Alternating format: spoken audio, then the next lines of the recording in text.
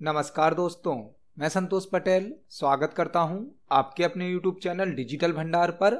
आज की वीडियो में हम CPCT एग्जाम जनवरी 2024 के लिए कंप्यूटर के इम्पोर्टेंट क्वेश्चंस को समझने वाले हैं। यह हमारा CPCT एग्जाम जनवरी 2024 के लिए पार्ट नंबर 19 है। इस वीडियो में हम CPCT एग्जाम के लिए कंप्यूटर से संबंधित 20 इंपोर्टेंट क्वेश्चंस को समझने वाले हैं। यह सभी वही क्वेश्चन हैं जो पहले भी CPCT एग्जाम में पूछे जा चुके हैं। जब हम एक क्वेश्चन को समझते हैं तो उससे संबंधित हमें कई प्रकार के और भी क्वेश्चन तैयार करने मिलते हैं। आप इन सभी क्वेश्चंस को नोट जरूर करें, क्योंकि पेपर में एक क्वेश्चन से संबंधित कई प्रकार के और भी क्वेश्चन बन सकते हैं। चलिए शुरुआत करते हैं आज की इस वीडियो का। देखते हैं आज का हमारा पहला क्वेश्चन क्या है।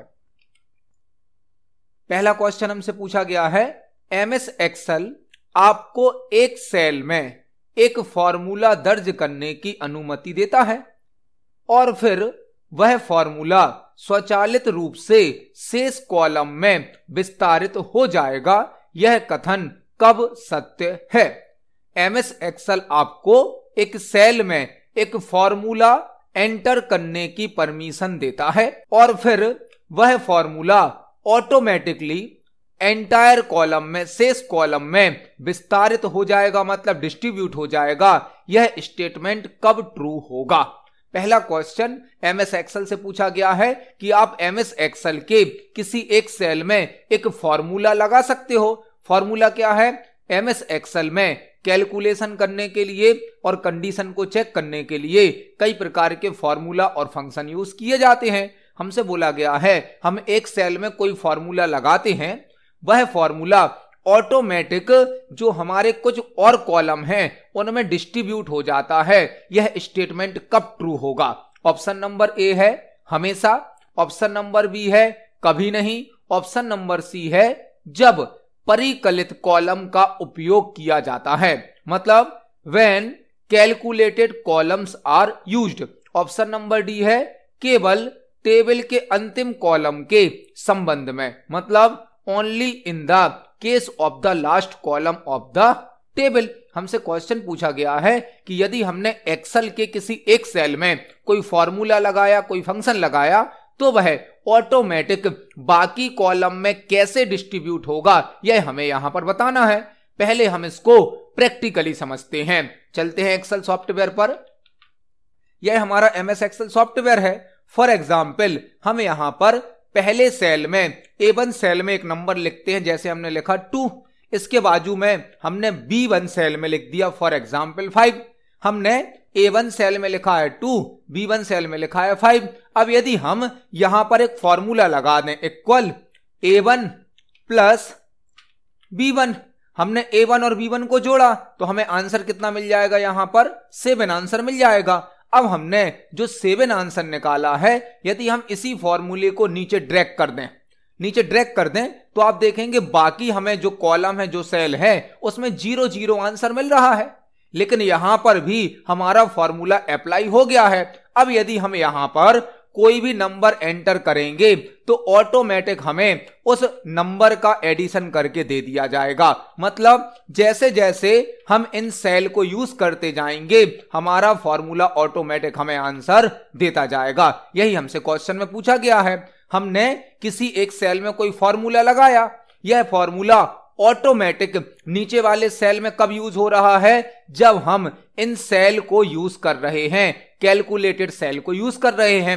मतलब हमारा इस क्वेश्चन का आंसर होगा ऑप्शन नंबर सी, जब परिकलित कॉलम का उपयोग किया जाता है, मतलब when calculated columns are used. जैसे ही हम कैलकुलेट होने वाले कॉलम का उपयोग करेंगे हमारा फॉर्मूला ऑटोमेटिक डिस्ट्रीब्यूट हो जाएगा। मतलब इस क्वेश्चन का आंसर होगा ऑप्शन नंबर सी, जब परिकलित कॉलम का उपयोग किया जाता है तो फॉर्मूला ऑटोमेटिक बाकी के कॉलम में, बाकी की रो में विस्तारित हो जाता है। इस क्वेश्चन का आंसर है ऑप्शन नंबर सी। देखते हैं हमारे नेक्स्ट क्वेश्चन को।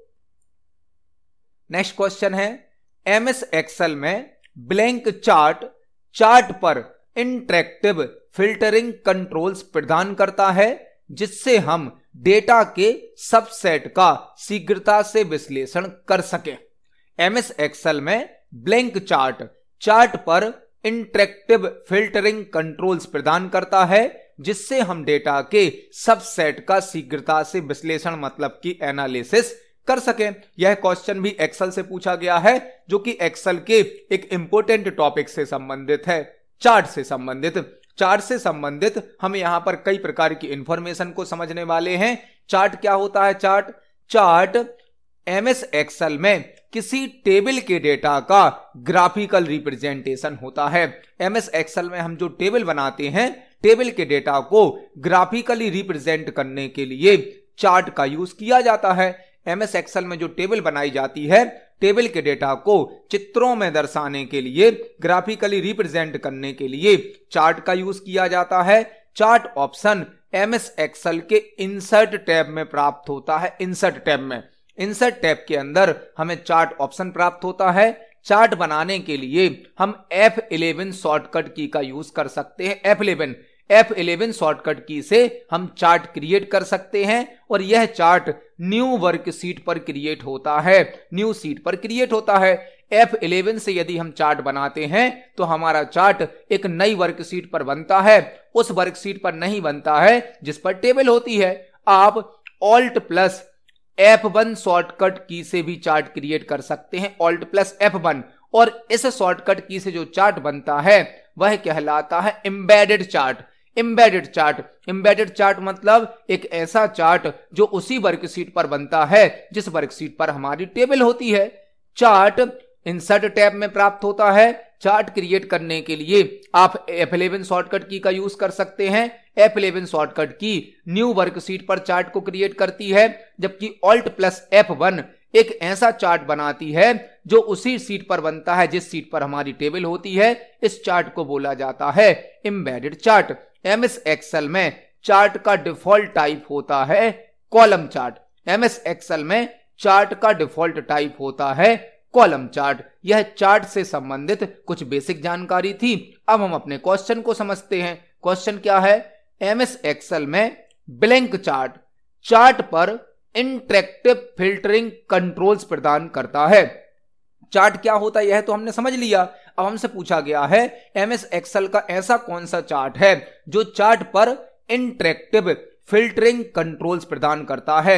मतलब चार्ट में डेटा को फिल्टर करने के लिए, डेटा को सर्च करने के लिए कई प्रकार के ऑप्शन प्रदान करता है, जिससे हम डेटा के सबसेट का शीघ्रता से एनालिसिस कर सकें। यहां विश्लेषण शब्द आ रहा है, विश्लेषण मतलब एनालिसिस। तो एमएस एक्सेल में हम कोई भी टेबल का ग्राफिकल रिप्रेजेंटेशन तो चार्ट से करते हैं, लेकिन एमएस एक्सेल में किसी टेबल की रिपोर्ट बनाने के लिए, किसी टेबल का जो एनालिसिस है वह करने के लिए हमें एक पाइवोट टेबल भी बनानी होती है। पाइवोट टेबल, किसी टेबल का यदि हमें रिपोर्ट बनाना है या हमें रिपोर्ट की समरी प्राप्त करनी है, उसका विश्लेषण करना है, तो हम टेबल का एक पाइवोट टेबल भी बना सकते हैं, और पाइवोट टेबल का बन जाता है पाइवोट चार्ट। पाइवोट चार्ट क्या है? यह भी किसी टेबल के डेटा को ग्राफिकली रिप्रेजेंट करता है, लेकिन पाइवोट चार्ट में नॉर्मल चार्ट से अधिक हमें ऑप्शन दिए जाते हैं। तो इस क्वेश्चन का आंसर होगा option number C. Pivot chart एक ऐसा चार्ट है जो डेटा को फिल्टर करने के लिए हमें इंटरैक्टिव कंट्रोल प्रदान करता है, जिससे हम डेटा का शीघ्रता से एनालिसिस कर सकते हैं। एमएस एक्सेल में पाइवोट टेबल होती है जो कि किसी नॉर्मल टेबल की रिपोर्ट बनाने के लिए यूज की जाती है। डेटा की समरी प्राप्त करने के लिए पाइवोट टेबल यूज की जाती है, और पाइवोट चार्ट भी टेबल के डेटा को ग्राफिकली रिप्रेजेंट करता है। यह चार्ट डेटा को ग्राफिकली रिप्रेजेंट तो करेगा, साथ ही साथ हमें इंटरैक्टिव फिल्टरिंग कंट्रोल भी प्रदान करता है। तो इस क्वेश्चन का आंसर होगा ऑप्शन नंबर सी। देखते हैं हमारे नेक्स्ट क्वेश्चन को। नेक्स्ट क्वेश्चन है एमएस वर्ड 2016 दस्तावेज में पेज ब्रेक डालने के लिए निम्नलिखित में से किस कीबोर्ड शॉर्टकट कुंजी का उपयोग किया जाता है? एमएस वर्ड 2016 है, दस्तावेज मतलब डॉक्यूमेंट में पेज ब्रेक डालने के लिए निम्नलिखित में से किस कीबोर्ड शॉर्टकट की का उपयोग किया जाता है। हमसे क्वेश्चन पूछा गया है कि एमएस वर्ड 2016 में यदि हमें पेज ब्रेक डालना है, पेज ब्रेक यूज करना है, तो हम कौन सी शॉर्टकट की का यूज करेंगे। पेज ब्रेक क्या होता है?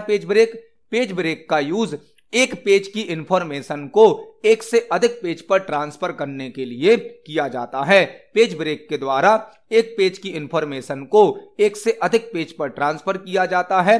Page break option MS Word के लेआउट टैब में प्राप्त होता है, लेआउट टैब में, और यह पेज सेटअप ग्रुप में प्राप्त होता है, पेज सेटअप ग्रुप में। एमएस वर्ड में लेआउट टैब के अंतर्गत पेज सेटअप ग्रुप होता है। पेज सेटअप ग्रुप में होता है breaks option, breaks. MS Word में दो प्रकार के ब्रेक होते हैं, एक होता है पेज ब्रेक और एक होता है सेक्शन ब्रेक। एमएस वर्ड में ब्रेक की दो कैटेगरी हैं, एक होते हैं पेज ब्रेक, एक होते हैं सेक्शन ब्रेक। पेज ब्रेक होते हैं 3 प्रकार के और सेक्शन ब्रेक होते हैं 4 प्रकार के। हमसे पूछा गया है एमएस वर्ड में पेज ब्रेक की शॉर्टकट की क्या होती है। एमएस वर्ड में पेज ब्रेक की शॉर्टकट की होती है control plus enter. Control plus enter page break की शॉर्टकट की होती है। मतलब इस क्वेश्चन का आंसर होगा option number C, control plus enter page break की शॉर्टकट की होती है। इसे हम एमएस वर्ड पर प्रैक्टिकली भी देख सकते हैं। चलते हैं एमएस वर्ड पर। एमएस वर्ड में लेआउट टैब के अंतर्गत पेज सेटअप ग्रुप होता है। पेज सेटअप ग्रुप में ब्रेक्स नाम का ऑप्शन होता है। यहां पर ब्रेक की 2 कैटेगरी होती हैं, पेज ब्रेक जो कि 3 प्रकार के होते हैं, सेक्शन ब्रेक जो कि 4 प्रकार के होते हैं। हमसे पूछा गया था पेज ब्रेक की शॉर्टकट की क्या है। ब्रेक करता क्या है? एक पेज की इंफॉर्मेशन को एक से अधिक पेज पर ट्रांसफर कर देता है। अभी हमारी फाइल में आप देख सकते हैं एक ही पेज है और उसी पेज पर हमने एक पेज पर कुछ टेक्स्ट टाइप किया है। अब यदि हम अपने कर्सर को यहां तीसरे पैराग्राफ की शुरुआत में रखते हैं, हमने अपने कर्सर को 3rd पैराग्राफ की स्टार्टिंग में रखा है, और यदि हम कीबोर्ड से कंट्रोल प्लस एंटर को प्रेस करें, कंट्रोल प्लस एंटर, तो आप देखेंगे जहां पर हमारा कर्सर था वहां से टेक्स्ट को नेक्स्ट पेज पर ट्रांसफर कर दिया गया है। यह हमारा एक पेज ब्रेक हो गया। तो एक पेज की इंफॉर्मेशन को ब्रेक करके दूसरे पेज पर भेजने के लिए पेज ब्रेक का यूज किया जाता है, जिसकी शॉर्टकट की होती है कंट्रोल प्लस एंटर। इस क्वेश्चन का आंसर है ऑप्शन नंबर सी। देखते हैं हमारे नेक्स्ट क्वेश्चन को। नेक्स्ट क्वेश्चन है एमएस एक्सेल में डिफॉल्ट जूम ब्लैंक प्रतिशत होता है। एमएस एक्सेल में डिफॉल्ट जूम ब्लैंक प्रतिशत होता है। एमएस एक्सेल से क्वेश्चन पूछा गया है कि एमएस एक्सेल की जो स्क्रीन होती है, जो वर्कशीट होती है, हम उसे डिफॉल्ट रूप से कितने % जूम पर देख पाते हैं। एमएस एक्सेल की जो स्क्रीन होती है, जो वर्कशीट होती है, वह बाय डिफॉल्ट कितने % पर जूम होती है। यहां पर आपको 3-4 क्वेश्चन तैयार करने हैं। हमसे क्वेश्चन क्या पूछा गया? एमएस एक्सेल में डिफॉल्ट जूम % कितना होता है? डिफॉल्ट जूम % होता है 100। एमएस एक्सेल में बाय डिफॉल्ट स्क्रीन को 100% जूम पर शो किया जाता है। आपसे पूछा जा सकता है एमएस एक्सेल में मिनिमम जूम % कितना होता है, मिनिमम। तो हम एमएस एक्सेल में मिनिमम जूम कर सकते हैं 10% तक, डिफॉल्ट होता है 100, और मैक्सिमम हम कर सकते हैं 400% तक, 400। एमएस एक्सेल में मिनिमम जूम % होता है 10, डिफॉल्ट होता है 100 और मैक्सिमम हो सकता है 400%। और जूम इन जूम आउट की शॉर्टकट की होती है control plus scroll. Control plus scroll, आप कंट्रोल की को प्रेस करें और माउस का जो स्क्रॉल होता है, जो व्हील होती है, उसको अप डाउन करें तो आप जूम इन जूम आउट कर सकते हैं। इसको हम प्रैक्टिकली देख सकते हैं। एमएस एक्सेल में बाय डिफॉल्ट जूम % होता है 100, जिसको हमने यहां पर चेंज किया है। आप कंट्रोल के साथ स्क्रॉल से मिनिमम जूम % कर सकते हैं 10 तक, और मैक्सिमम हो सकता है एमएस एक्सेल में 400%, मतलब 400% तक, और बाय डिफॉल्ट होता है 100%। तो इस क्वेश्चन का आंसर होगा option number C. MS Excel में डिफॉल्ट जूम % होता है 100, मिनिमम होता है 10, मैक्सिमम होता है 400। तो इस क्वेश्चन का आंसर होगा ऑप्शन नंबर सी। देखते हैं हमारे नेक्स्ट क्वेश्चन को। नेक्स्ट क्वेश्चन है MS Excel back stage view निम्न में से किस टैब में मौजूद होता है। MS Excel back stage view निम्न में से किस टैब में मौजूद होता है? MS एक्सेल का एक और क्वेश्चन पूछा गया है। MS एक्सेल का बैक स्टेज व्यू निम्न में से किस टैब में मौजूद होता है? यह क्वेश्चन हमसे एक्सेल में पूछा गया है। यही क्वेश्चन आपसे MS वर्ड में भी पूछा जा सकता है और पावर पॉइंट में भी पूछा जा सकता है।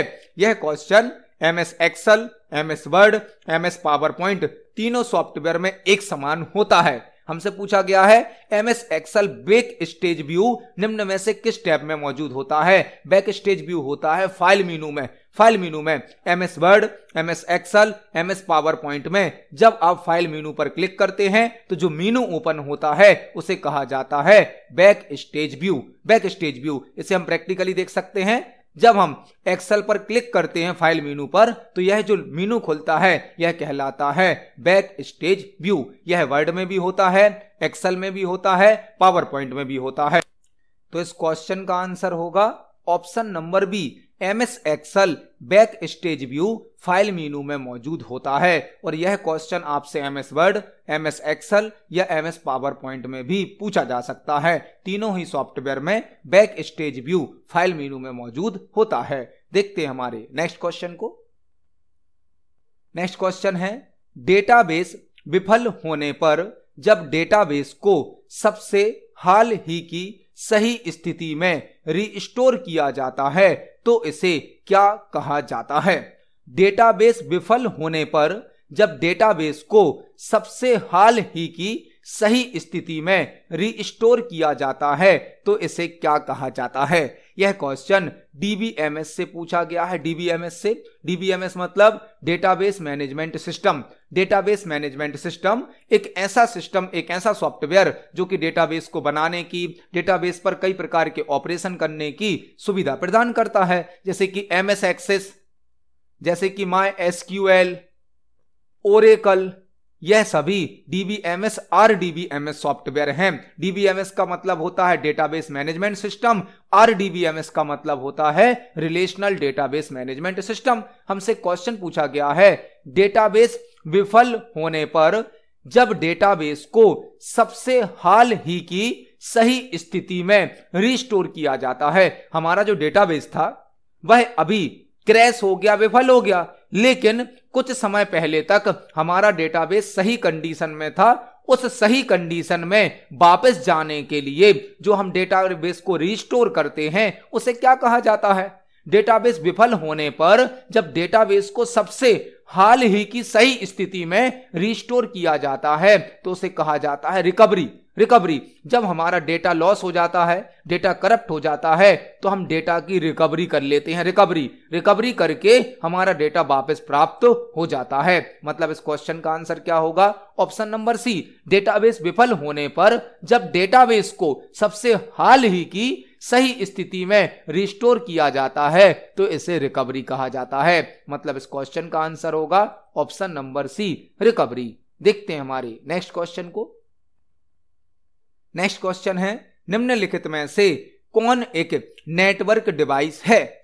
निम्नलिखित में से कौन एक नेटवर्क डिवाइस है? यह क्वेश्चन कंप्यूटर नेटवर्क से पूछा गया है। कंप्यूटर नेटवर्क क्या होता है? कंप्यूटर नेटवर्क मल्टीपल कंप्यूटर या मल्टीपल डिवाइसेस का ग्रुप होता है। एक कंप्यूटर नेटवर्क में मल्टीपल कंप्यूटर या मल्टीपल डिवाइसेस को आपस में कनेक्ट किया जाता है। कंप्यूटर नेटवर्क का यूज इंफॉर्मेशन और रिसोर्सेस को शेयर करने के लिए किया जाता है। हमसे पूछा गया है, निम्नलिखित में से कौन एक नेटवर्क डिवाइस है? लाइट पेन तो नेटवर्क डिवाइस नहीं है, इनपुट डिवाइस है। टैबलेट भी एक इनपुट डिवाइस है।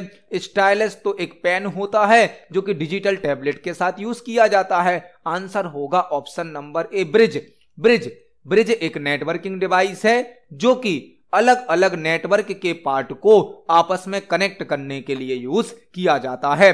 दो अलग अलग नेटवर्क को आपस में जोड़ने के लिए ब्रिज का यूज किया जाता है।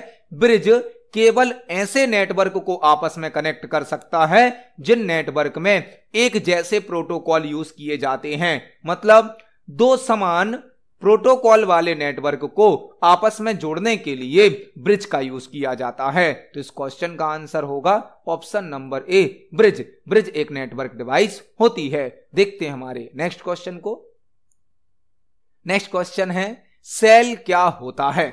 सेल क्या होता है, हमें एक शब्द दिया गया है सेल और हमसे पूछा गया है यह क्या होता है। ऑप्शन नंबर ए है यह एक हार्डवेयर कंपोनेंट है, हार्डवेयर घटक है। ऑप्शन नंबर बी है यह एक कमांड इंटरप्रेटर है। ऑप्शन नंबर सी है यह कंप्यूटर का एक भाग है। ऑप्शन नंबर डी है यह सीपीयू शेड्यूलिंग का एक टूल है। सेल क्या होता है सेल, यह क्वेश्चन लाइनेक्स ऑपरेटिंग सिस्टम से पूछा गया है, लाइनेक्स से।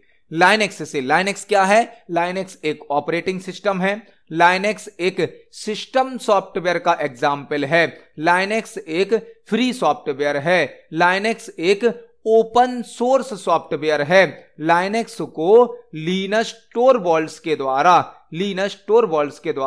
1991 में बनाया गया था। लाइनेक्स एक ऑपरेटिंग सिस्टम है, एक सिस्टम सॉफ्टवेयर है, एक फ्री सॉफ्टवेयर है, एक ओपन सोर्स सॉफ्टवेयर है। लाइनेक्स को लिनस टोरवाल्ड्स के द्वारा 1991 में बनाया गया था। लाइनेक्स का आर्किटेक्चर होता है जिसमें होता है हार्डवेयर के बाद आता है कर्नेल के बाद आता है सेल और सेल के बाद आती हैं एप्लीकेशन। लाइनेक्स का आर्किटेक्चर हमने प्रीवियस वीडियोस में भी समझा है। लाइनेक्स के आर्किटेक्चर में हार्डवेयर लेयर होती है, कर्नेल लेयर होती है, सेल लेयर होती है, फिर आते हैं एप्लीकेशन या सॉफ्टवेयर। तो जो सेल है यह लाइनेक्स का एक कंपोनेंट है जो कि एक कमांड इंटरप्रेटर होता है। कमांड इंटरप्रेटर, लाइनेक्स की जो भी कमांड होती हैं उनको सेल पर रन किया जाता है। सेल लाइनेक्स का एक कंपोनेंट है जो कि एक कमांड इंटरप्रेटर होता है। लाइनेक्स की कमांड को सेल पर रन किया जाता है। मतलब इस क्वेश्चन का आंसर होगा ऑप्शन नंबर बी। कर्नेल क्या है, कर्नेल लाइनेक्स ऑपरेटिंग सिस्टम का मेन कंपोनेंट होता है, मुख्य भाग होता है। लाइनेक्स ऑपरेटिंग सिस्टम का हार्ट कहा जाता है कर्नेल को। कर्नेल लाइनेक्स ऑपरेटिंग सिस्टम का मुख्य भाग होता है, मेन कंपोनेंट होता है। तो इस क्वेश्चन का आंसर होगा ऑप्शन नंबर बी, सेल एक कमांड इंटरप्रेटर होता है। देखते हैं हमारे नेक्स्ट क्वेश्चन को। नेक्स्ट क्वेश्चन है दशमलव संख्या 35 के समतुल्य हेक्साडेसिमल चुनें। दशमलव संख्या 35 के समतुल्य हेक्साडेसिमल चुनें। यह क्वेश्चन कंप्यूटर नंबर सिस्टम से पूछा गया है। कंप्यूटर नंबर सिस्टम से यहां पर हमें एक डेसिमल नंबर दिया गया है 35 और हमें इसकी हेक्साडेसिमल वैल्यू बतानी है क्या होगी। यह क्वेश्चन कंप्यूटर नंबर सिस्टम से पूछा गया है। यहां पर आपको एक साथ कई क्वेश्चन तैयार करने हैं। आपसे पूछा जा सकता है कंप्यूटर में कितने प्रकार के नंबर सिस्टम यूज किए जाते हैं। कंप्यूटर में 4 प्रकार के नंबर सिस्टम यूज किए जाते हैं। 4 प्रकार के कंप्यूटर में डेटा को रिप्रेजेंट करने के लिए, डेटा को स्टोर करने के लिए 4 प्रकार के नंबर सिस्टम यूज किए जाते हैं। पहला होता है बाइनरी नंबर सिस्टम जिसका बेस होता है 2। पहला नंबर सिस्टम होता है बाइनरी जिसका बेस होता है 2। इसमें केवल 0 और 1 नंबर ही स्टोर किए जाते हैं। बाइनरी नंबर सिस्टम का बेस होता है, इसमें 2 ही अंक हो सकते हैं, 0 और 1। दूसरा नंबर सिस्टम होता है ऑक्टल नंबर सिस्टम जिसका बेस होता है 8। इसमें 0 से लेके 7 तक के नंबर स्टोर होते हैं। इसमें हो सकते हैं 8 अंक लेकिन 0 से लेकर 7 तक के। तीसरा नंबर सिस्टम होता है डेसिमल नंबर सिस्टम जिसका बेस होता है 10। इसमें 0 से लेकर 9 तक के नंबर को स्टोर किया जा सकता है। पहला नंबर सिस्टम है बाइनरी जिसका बेस होता है 2 जिसमें 0 और 1 ही स्टोर होते हैं। दूसरा नंबर सिस्टम है ऑक्टल नंबर सिस्टम जिसका बेस होता है 8। इसमें 0 से लेकर 7 तक के नंबर स्टोर होते हैं। तीसरा नंबर सिस्टम है डेसिमल जिसका बेस होता है 10 जिसमें 0 से लेकर 9 तक के नंबर स्टोर किए जाते हैं। लास्ट नंबर सिस्टम होता है हेक्साडेसिमल नंबर सिस्टम, हेक्साडेसिमल जिसका बेस होता है 16।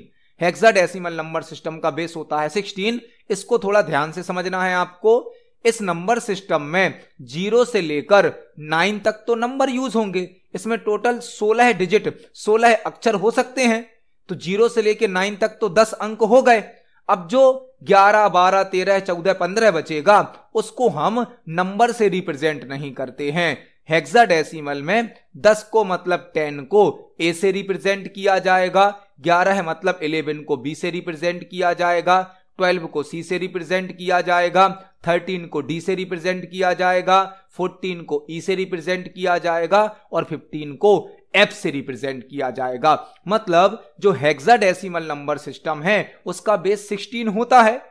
तो इसमें हम कह सकते हैं 0 से 15 तक के नंबर आएंगे, लेकिन 0 से 9 तक तो नंबर होते हैं। उसके बाद जो 10, 11, 12 होगा इनको अल्फाबेट से रिप्रेजेंट करना है, ABCD से रिप्रेजेंट करना है। तो यह होते हैं 4 प्रकार के नंबर सिस्टम, उनके बेस और उनकी रेंज। अब हम इस क्वेश्चन को सॉल्व करते हैं। क्वेश्चन क्या दिया गया? दशमलव संख्या मतलब डेसिमल नंबर दिया गया है 35। इसके समतुल्य मतलब इसके बराबर हेक्साडेसिमल क्या होगा वो हमें बताना है। अब हम इस क्वेश्चन को सॉल्व करना सीखते हैं। हमें जो क्वेश्चन दिया गया है इसमें एक डेसिमल नंबर दिया गया 35, जिसको हमें किस में बदलना है? हेक्साडेसिमल में। जब भी आपको कोई डेसिमल नंबर दिया जाए और आपको उसको हेक्साडेसिमल में बदलना हो तो आपको 16 से डिवाइड करना होगा, 16 से भाग देना होगा। डेसिमल नंबर को यदि हेक्साडेसिमल में बदलना है तो आप डेसिमल नंबर में कितने का भाग देंगे? 16 का, 16 का। आपका क्वेश्चन सॉल्व हो जाएगा। हम इस क्वेश्चन को सॉल्व करते हैं। नंबर है हमारा 35 में हमें 16 से डिवाइड करना है, 16 से भाग देना है। जब हम भाग देंगे तो एक हमें भागफल प्राप्त होगा, भागफल को हम नीचे लिखेंगे, और एक हमें शेषफल भी प्राप्त होगा, शेषफल, जिसे कहा जाता है रिमाइंडर मतलब शेषफल को हम यहां पर लिखेंगे। हमें इस 35 में मतलब 35 में 16 से भाग देना है। जो भागफल आएगा वो नीचे लिखेंगे, जो शेषफल आएगा वो यहां लिख लेंगे। अब हम 16 का 35 में भाग देंगे तो 16 दूनी 32, 2 बार भाग जाएगा। 2 बार भाग गया तो हमने भागफल यहां लिख लिया, और 32 तक भाग गया है तो शेषफल कितना बचेगा? शेषफल बचेगा 3। शेषफल हमने यहां लिख लिया। ये हमारा 2 भागफल है, 2 बार भाग गया और 3 बचा शेषफल, तो उसको यहां लिख लिया। अब हमें इस 2 में भी 16 का भाग देना है, तो 2 में तो 16 का भाग जाएगा नहीं, मतलब 2 भी हमारा शेषफल है, तो 2 को भी यहां लिख लीजिए। पहले हमने 35 में 16 का भाग दिया, 2 बार गया तो भागफल ये लिख लिया, शेषफल यहां लिख दिया। फिर 2 में 16 का भाग देना था तो 2 में तो 16 का भाग जाएगा नहीं, 2 भी शेषफल है, उसको भी हमने यहां लिख लिया। अब हमारा जो शेषफल है इसको हमें नीचे से ऊपर की तरफ लिख देना है, तो 2, 3 यह हमारा आंसर होगा ऑप्शन नंबर सी। आप देख सकते हैं नंबर सिस्टम को सॉल्व करना कितना आसान है। हमें एक डेसिमल नंबर दिया गया था 35, जिसको हमने हेक्साडेसिमल में बदला तो आंसर आ गया 23 मतलब 23। तो इस क्वेश्चन का आंसर होगा ऑप्शन नंबर सी 23। देखते हैं हमारे नेक्स्ट क्वेश्चन को। नेक्स्ट क्वेश्चन है कंप्यूटर सिस्टम से जुड़ने वाली तारों से रहित आरामदायक और सुविधाजनक कार्ड प्रणाली प्रदान करने वाले कीबोर्ड किस प्रकार के कीबोर्ड कहलाते हैं?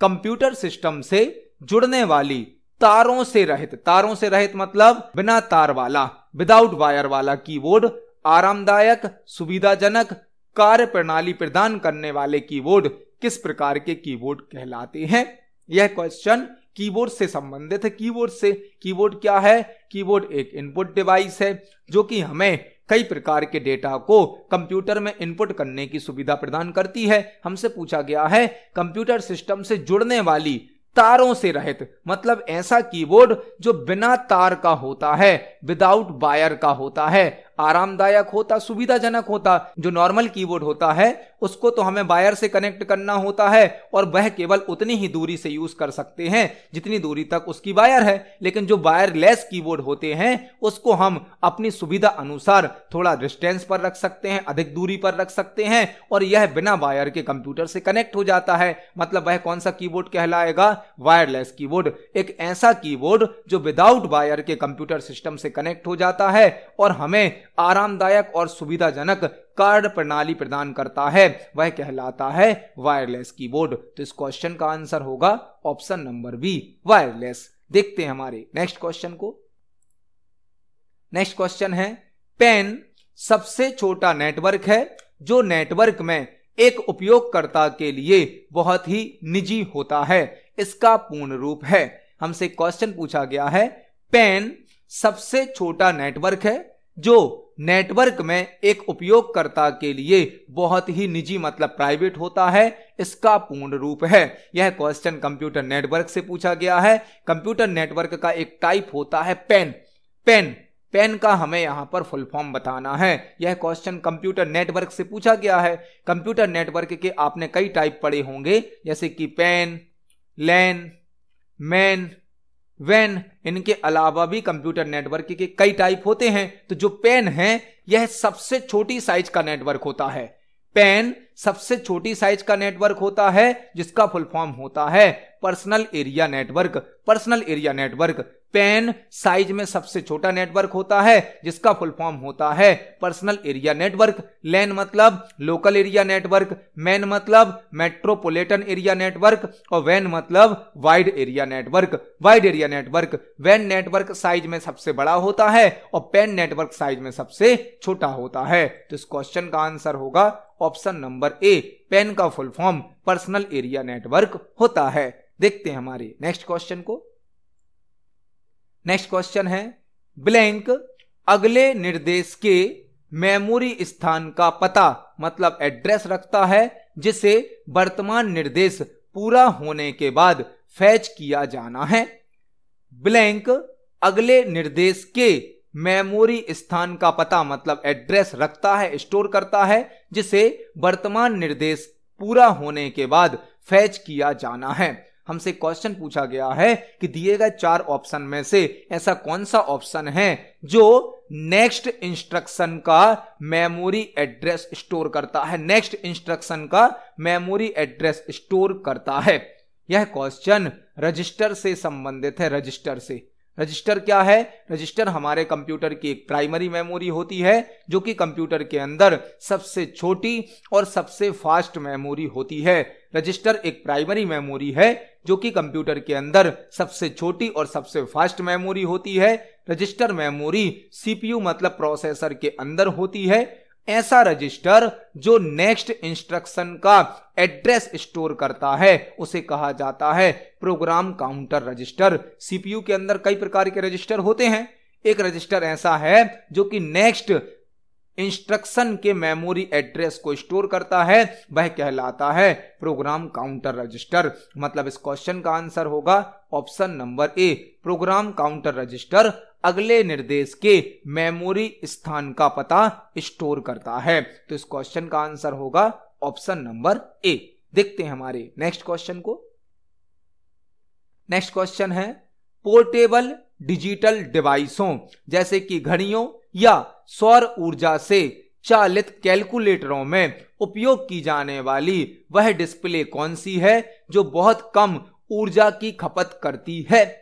पोर्टेबल डिजिटल डिवाइसों जैसे कि घड़ियों या सौर ऊर्जा से चालित कैलकुलेटरों में उपयोग की जाने वाली वह डिस्प्ले कौन सी है जो बहुत कम ऊर्जा की खपत करती है। हमसे पूछा गया है जो पोर्टेबल डिजिटल डिवाइस होती हैं। पोर्टेबल डिजिटल डिवाइस मतलब जिनको आसानी से एक स्थान से दूसरे स्थान पर ले जाया जा सकता है, जैसे कि घड़ी या कैलकुलेटर। उनमें जो डिस्प्ले होती है, जो स्क्रीन होती है, जो कि बहुत कम पावर का उपयोग करती है, बहुत कम मात्रा में ऊर्जा की खपत करती है, वह कौन सी होती है? वह होती है एलसीडी स्क्रीन। एलसीडी मतलब liquid crystal display. Liquid crystal display portable digital device जैसे कि घड़ी, कैलकुलेटर में जो डिस्प्ले यूज की जाती है वह कहलाती है एलसीडी डिस्प्ले, जिसका फुल फॉर्म होता है लिक्विड क्रिस्टल डिस्प्ले। आपको एक और क्वेश्चन तैयार करना है। एलईडी का फुल फॉर्म क्या होता है? एलईडी का फुल फॉर्म होता है light emitting diode. Light emitting diode. तो इस क्वेश्चन का आंसर होगा option number A, LCD. LCD और एलईडी मॉनिटर के टाइप हैं जो कि आउटपुट डिवाइस होती है, और पोर्टेबल डिजिटल डिवाइस में एलसीडी स्क्रीन का यूज किया जाता है, मतलब लिक्विड क्रिस्टल डिस्प्ले। इस क्वेश्चन का आंसर है ऑप्शन नंबर ए। देखते हैं हमारे नेक्स्ट क्वेश्चन को। नेक्स्ट क्वेश्चन है निम्नलिखित में से कौन सा घटक एक एकॉस्टिक टैबलेट पर स्पार्क प्लग से क्लिक उत्पन्न करता है? निम्नलिखित में से कौन सा घटक मतलब कौन सा कंपोनेंट एक एकॉस्टिक टैबलेट पर स्पार्क प्लग से क्लिक उत्पन्न करता है। हमें यहां पर 4 ऑप्शन दिए गए हैं और हमसे पूछा गया है निम्नलिखित में से कौन सा कंपोनेंट एक एकॉस्टिक टैबलेट पर स्पार्क प्लग से क्लिक जनरेट करता है। एकॉस्टिक टैबलेट क्या होता है? एकॉस्टिक टैबलेट जिसे कई नाम से जाना जाता है, जिसे हम डिजिटल टैबलेट भी कहते हैं, जिसे हम पेन टैबलेट भी कहते हैं, जिसे हम डिजिटाइजर टैबलेट भी कहते हैं, जिसे ग्राफिक्स टैबलेट भी कहते हैं, जो कि एक इनपुट डिवाइस होती है। Input device acoustic tablet, digital tablet, digitiser tablet, pen tablet, graphics tablet एक इनपुट डिवाइस है जिसमें हमें एक फ्लैट पैनल दिया जाता है, जिसके साथ एक पेन भी होता है। पेन को कहा जाता है स्टाइलस। जब हम इस पेन को इस फ्लैट पैनल पर मूव करते हैं तो हम स्क्रीन पर कोई ऑब्जेक्ट ड्रॉ कर सकते हैं, किसी ऑब्जेक्ट को सिलेक्ट कर सकते हैं, किसी ऑब्जेक्ट पर क्लिक कर सकते हैं। तो जो एकॉस्टिक टैबलेट होता है या डिजिटल टैबलेट होता है, पेन टैबलेट होता है, इसके साथ जो स्टाइलस होता है, स्टाइलस के द्वारा हम क्लिक कर सकते हैं। मतलब आंसर होगा option number D. Stylus acoustic tablet के साथ यूज होने वाला एक पेन है जिसके द्वारा हम किसी ऑब्जेक्ट को सिलेक्ट कर सकते हैं, क्लिक कर सकते हैं, ड्रैग कर सकते हैं या किसी ऑब्जेक्ट को ड्रॉ भी कर सकते हैं। तो इस क्वेश्चन का आंसर हो जाएगा ऑप्शन नंबर डी, स्टाइलस। देखते हैं हमारे नेक्स्ट क्वेश्चन को। नेक्स्ट क्वेश्चन है कंप्यूटर डिस्प्ले में सामान्यतः उपयोग होने वाला कनेक्टर निम्न में से कौन सा है? कंप्यूटर डिस्प्ले में सामान्यतः उपयोग होने वाला कनेक्टर निम्न में से कौन सा है? हमसे क्वेश्चन पूछा गया है कंप्यूटर डिस्प्ले में, कंप्यूटर डिस्प्ले मतलब मॉनिटर, कंप्यूटर डिस्प्ले मतलब मॉनिटर में उपयोग होने वाला सामान्यतः कनेक्टर कौन सा है? जो मॉनिटर होता है उसमें जनरली कौन से कनेक्टर का, कौन से पोर्ट का यूज किया जाता है? मॉनिटर से संबंधित क्वेश्चन है। मॉनिटर क्या है? मॉनिटर एक आउटपुट डिवाइस है। मॉनिटर एक आउटपुट डिवाइस है जो कि हमें सॉफ्ट कॉपी आउटपुट प्रदान करती है। सॉफ्ट कॉपी आउटपुट, मॉनिटर एक आउटपुट डिवाइस है जो कि हमें सॉफ्ट कॉपी आउटपुट प्रदान करती है। मॉनिटर के साथ 2 प्रकार के कनेक्टर यूज होते हैं, एक तो VGA कनेक्टर और अब यूज होने लगा है HDMI मतलब high definition multimedia interface, high definition multimedia interface. और अभी भी किसी मॉनिटर में VGA कनेक्टर का यूज किया जाता है। VGA मतलब वीडियो ग्राफिक्स एरे या video graphics adapter, video graphics array या वीडियो ग्राफिक्स एडाप्टर। तो इस क्वेश्चन का आंसर होगा option number B, VGA connector का यूज सामान्यतः कंप्यूटर डिस्प्ले में किया जाता है। और अब HDMI पोर्ट का यूज भी होने लगा है। HDMI मतलब हाई डेफिनेशन मल्टीमीडिया इंटरफेस। तो इस क्वेश्चन का आंसर होगा ऑप्शन नंबर बी। देखते हैं हमारे नेक्स्ट क्वेश्चन को। नेक्स्ट क्वेश्चन है यदि आपका प्रिंटर ऑफलाइन है या यह तैयार नहीं है तो अगले प्रिंटिंग कार्य का क्या होगा? यदि आपका प्रिंटर ऑफलाइन है मतलब बंद है, ऑफ है, या तैयार नहीं है तो अगले प्रिंटिंग कार्य का क्या होगा? यह क्वेश्चन प्रिंटर से संबंधित है। प्रिंटर यदि आपका ऑफ है या प्रिंटर अभी प्रिंटिंग करने के लिए रेडी नहीं है और आप प्रिंट दे देते हैं तो उस प्रिंटिंग कार्य का क्या होगा? प्रिंटर से संबंधित क्वेश्चन है। प्रिंटर क्या है? प्रिंटर एक आउटपुट डिवाइस है जो कि हमें हार्ड कॉपी आउटपुट प्रदान करता है। प्रिंटर एक आउटपुट डिवाइस है जो कि हमें हार्ड कॉपी आउटपुट प्रदान करता है। यदि हमारा प्रिंटर ऑफ है या प्रिंटर रेडी नहीं है और हमने यदि प्रिंट दे दिया है तो जो प्रिंट हम देंगे वह प्रिंटर के क्यू में स्टोर हो जाता है। क्यू में, क्यू मतलब क्या है? क्यू मतलब होता है एक लाइन, क्यू को बोला जाता है लाइन। लाइन में हमारा जो प्रिंट होगा वह स्टोर हो जाएगा। हम जो प्रिंट देते जाएंगे वह लाइन में मतलब क्यू में स्टोर हो जाएंगे और जैसे ही हमारा प्रिंटर ऑन होगा, स्टार्ट होगा, तो एक एक करके सभी प्रिंट हो जाएंगे। मतलब इस क्वेश्चन का आंसर होगा held in the print Q. जब हमारा प्रिंटर ऑफलाइन है या प्रिंटर रेडी नहीं है, हम जो प्रिंट देंगे वह सभी प्रिंट कहां स्टोर हो जाएंगे? क्यू में स्टोर हो जाएंगे। तो इस क्वेश्चन का आंसर हो जाएगा ऑप्शन नंबर सी। देखते हैं हमारे नेक्स्ट क्वेश्चन को। नेक्स्ट क्वेश्चन है दशमलव संख्या 20 का बाइनरी समतुल्य निम्न में से क्या है?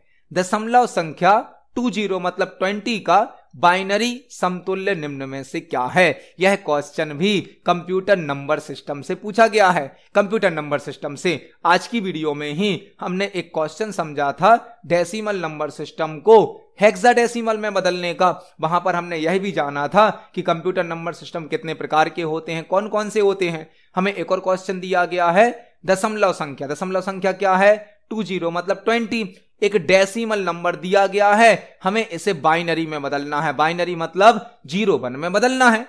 हमने वहां पर डेसिमल नंबर को बदला था हेक्साडेसिमल में, तो वहां पर हमने 16 से डिवाइड किया था, 16 से भाग दिया था। आप इस क्वेश्चन को 2 से भाग देकर भी सॉल्व कर सकते हो। अब डेसिमल को बाइनरी में बदलना है, बाइनरी का बेस कितना होता 2, तो यदि आप इस 20 में 2 से भाग दोगे तो भी आपका यह क्वेश्चन सॉल्व हो जाएगा। लेकिन यहां पर हम आपको इस क्वेश्चन को सॉल्व करने का एक सरल और छोटा तरीका बताने वाले हैं। आपको यदि किसी भी डेसिमल नंबर को बाइनरी में बदलना हो, डेसिमल नंबर को यदि बाइनरी में बदलना हो तो आप एक सीरीज का यूज करें। सीरीज क्या है? 1 का डबल करें 2 का डबल करें 4 का डबल करें 8।